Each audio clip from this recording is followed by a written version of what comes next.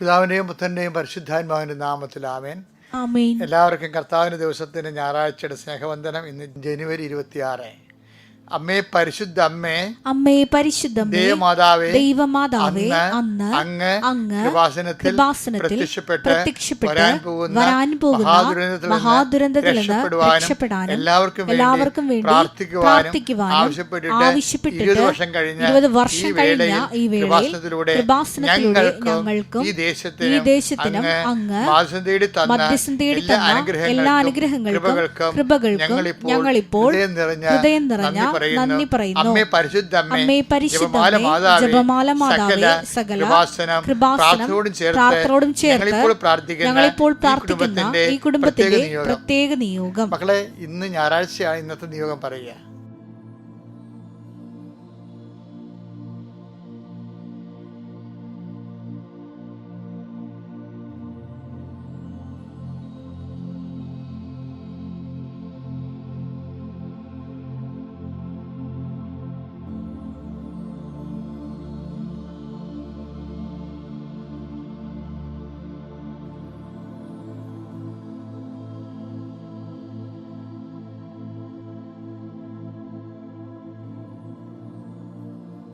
അമ്മയുടെ പ്രത്യക്ഷീകരണത്തിന്റെ ദ്വാദശകവേളയിൽ ഞങ്ങൾക്ക് സാധിച്ചു തരുവാൻ കനിയണമേ. ആമേൻ. വിശ്വാസ പ്രമാണം.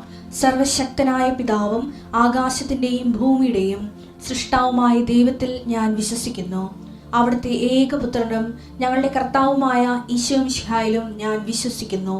ഈ പുത്രൻ പരിശുദ്ധാത്മാവിനാൽ ഗർഭസ്ഥനായി കന്യകാമറിയത്തിൽ നിന്ന് പിറന്ന് പൊന്തിയോസ് പീലാത്തോസിന്റെ കാലത്ത് പീഡകൾ സഹിച്ച് കുരിശിൽ തറയ്ക്കപ്പെട്ട് മരിച്ച് അടക്കപ്പെട്ട് പാതാളങ്ങളിൽ ഇറങ്ങി മരിച്ചവരുടെ ഇടയിൽ നിന്ന് 3-ാം നാൾ ഉയർത്ത് സ്വർഗത്തിലേക്ക് എഴുന്നള്ളി സർവശക്തിയുള്ള പിതാവായ ദൈവത്തിന്റെ വലതുഭാഗത്തിരിക്കുന്നു. അവിടെ നിന്ന് ജീവിക്കുന്നവരെയും മരിച്ചവരെയും വിധിക്കുവാൻ വരുമെന്നും ഞാൻ വിശ്വസിക്കുന്നു. പരിശുദ്ധാത്മാവിലും ഞാൻ വിശ്വസിക്കുന്നു. വിശുദ്ധ കത്തോലിക്കാ സഭയിലും പുണ്യവാന്മാരുടെ ഐക്യത്തിലും പാപങ്ങളുടെ മോചനത്തിലും ശരീരത്തിന്റെ ഉയർപ്പിലും നിത്യമായ ജീവിതത്തിലും ഞാൻ വിശ്വസിക്കുന്നു. ആമേൻ. സ്വർഗ്ഗസ്ഥനായ ഞങ്ങളുടെ പിതാവേ, അങ്ങയുടെ നാമം പൂജിതമാകണമേ. അങ്ങയുടെ രാജ്യം വരണമേ. അങ്ങയുടെ തിരുമനസ് സ്വർഗത്തിലെ പോലെ ഭൂമിയിലും ആകണമേ. അന്നു വേണ്ടുന്ന ആഹാരം ഇന്ന് ഞങ്ങൾക്ക് തരണമേ. ഞങ്ങളോട് തെറ്റ് ചെയ്യുന്നവരോട് ഞങ്ങൾ ക്ഷമിക്കുന്നത് പോലെ ഞങ്ങളുടെ തെറ്റുകൾ ഞങ്ങളോടും ക്ഷമിക്കണമേ.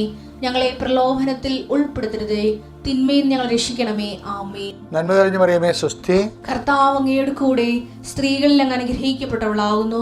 അങ്ങയുടെ ഉദരത്തിൻ ഫലമായി ഈശോ അനുഗ്രഹിക്കപ്പെട്ടവനാകുന്നു.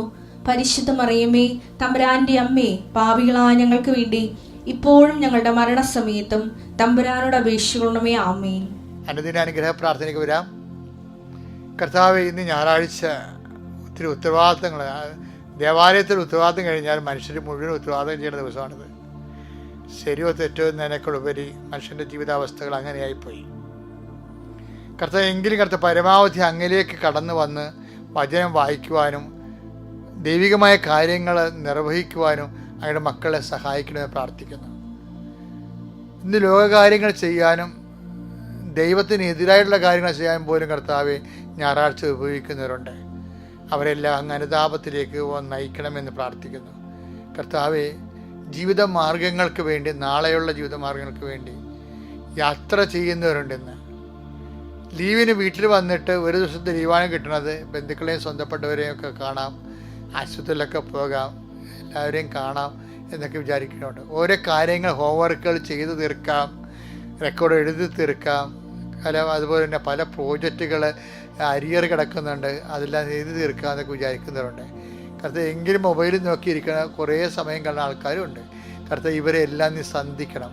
അവരെല്ലാം കർത്താവെ അവരുടെ ഉത്തരവാദിത്തങ്ങൾ കൃത്യമായി സമയബന്ധിതമായി പൂർത്തിയാക്കാൻ ആവശ്യമായ അനുഗ്രഹങ്ങൾ അവർക്ക് നൽകണം പ്രാർത്ഥിക്കുന്ന ഈശോ. ഞായറാഴ്ച ആയിട്ട് പോലും കുർബാനയ്ക്ക് പോകാൻ പറ്റുന്നില്ലല്ലോ എന്ന് ഓർത്തുണ്ട്.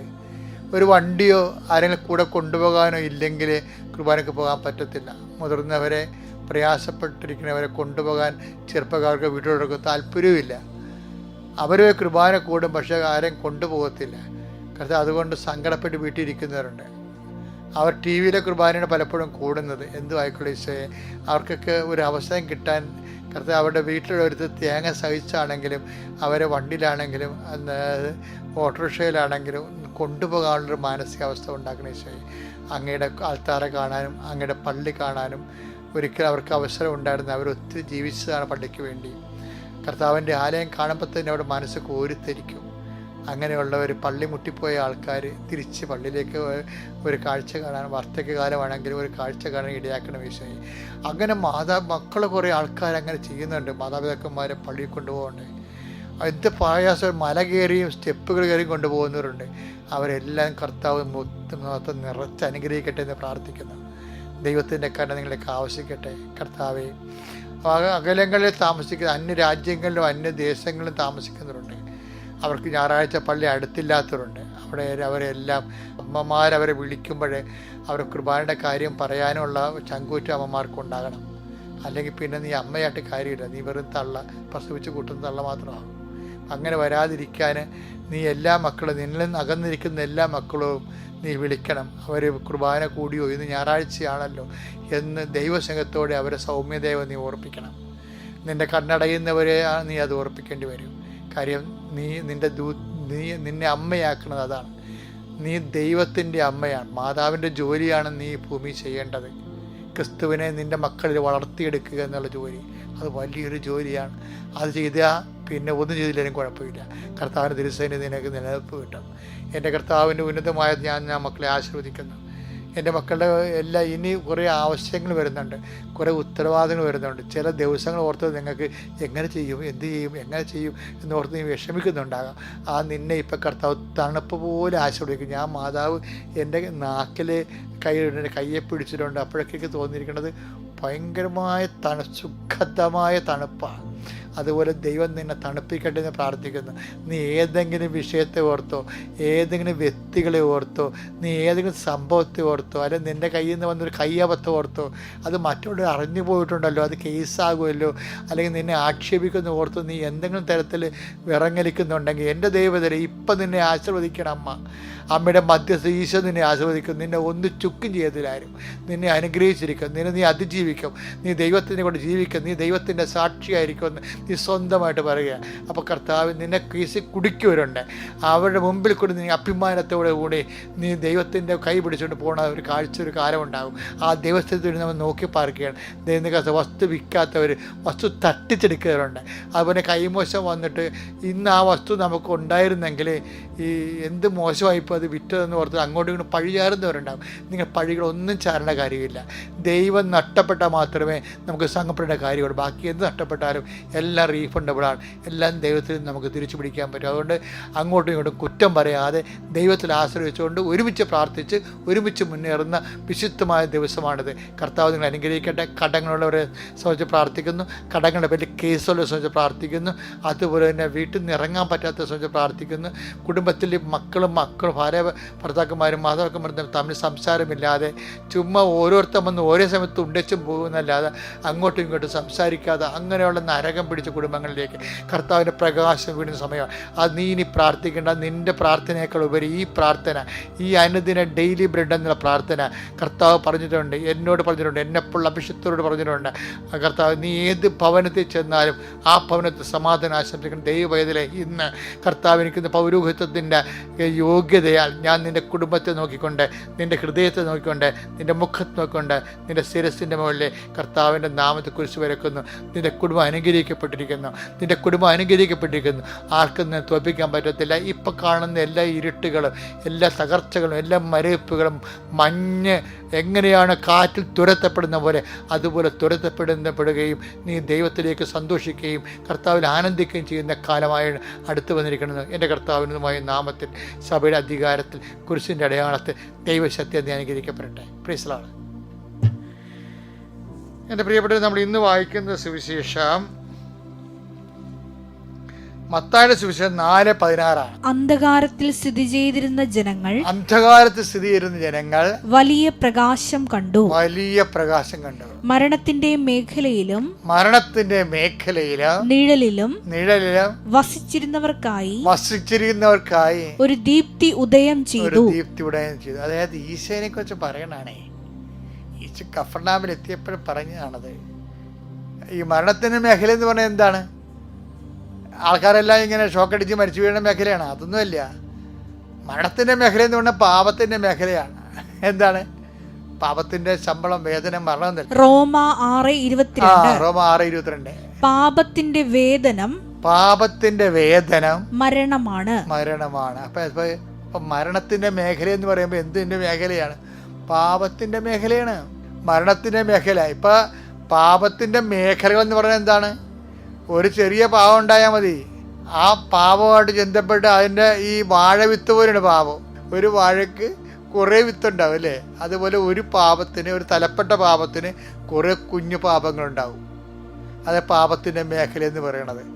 ഇപ്പം എനിക്ക് ഈ പാപത്തെക്കുറിച്ച് പറഞ്ഞാൽ അത്ര ഇഷ്ടമുള്ള ആളല്ല. എന്നുവെച്ചാൽ ഞാൻ ദൈവത്തിൻ്റെ സ്നേഹത്തിൻ്റെ പ്രവാചകനാണ്, ശുശ്രൂഷകനാണ്. പ്രവാചകനല്ല, ശുശ്രൂഷകൻ. അപ്പം അതുകൊണ്ട് എന്നാലും ഞാൻ നിങ്ങൾ പറയുകയാണ്, നിങ്ങളെ ഈ അന്ധകാരത്തിൽ പാപകരമായ ജീവിതത്തിൽ ജീവിക്കുന്ന ആൾക്കാരില്ല. അങ്ങനെ ജീവിക്കുന്ന ഒത്തിരി പേര് നമ്മൾ കണ്ടിട്ടുണ്ട്. ഇപ്പം എന്ത് പറ്റുക? അവരതിൻ്റെ അകത്ത് അടിപ്പെട്ട് കഴിഞ്ഞാൽ അതൊരു മേഖലയായി മാറും. ആദ്യം ഒരെണ്ണം ഉണ്ടായിരുന്നുള്ളൂ, പിന്നെ അത് മേഖലയായി മാറും. അപ്പം അങ്ങനെ മേഖലയായി മാറിയ കുറേ ആൾക്കാരുണ്ട് ബൈബിളിൽ. ആ മേഖലകൾ മുഴുവനാണ് കർത്താവ് ഏറ്റെടുക്കുന്നത്. അതിനാണ് ഈ അന്ധകാരത്തിലുള്ള ജനം ഒരു പ്രകാശം കണ്ടു. മരണത്തിൻ്റെ മേഖലയിൽ, അതായത് പാപത്തിൻ്റെ 4:16 പാപത്തിൻ്റെ മേഖലയിൽ താമസിക്കുന്നവർക്ക് ഒരു ദീപ്തി ഉദയം ചെയ്തു. മറ്റേ ഇരുട്ട് മാറി. പാപത്തിന് ഇരുട്ടെന്നാണ് വിളിക്കണത്. അതുകൊണ്ടല്ലേ യോഹന്നാൻ പറയണത്, വെളിച്ചത്തെ കീഴടക്കാൻ ഇരുളിന് കഴിഞ്ഞില്ല. Take the word of God. Yohannan 1:4-5. Yohannan 1:4-5. അവനിൽ ജീവൻ ഉണ്ടായിരുന്നു. ആ ജീവൻ മനുഷ്യരുടെ വെളിച്ചമായിരുന്നു. ആ വെളിച്ചം ഇരുളിൽ പ്രകാശിക്കുന്നു.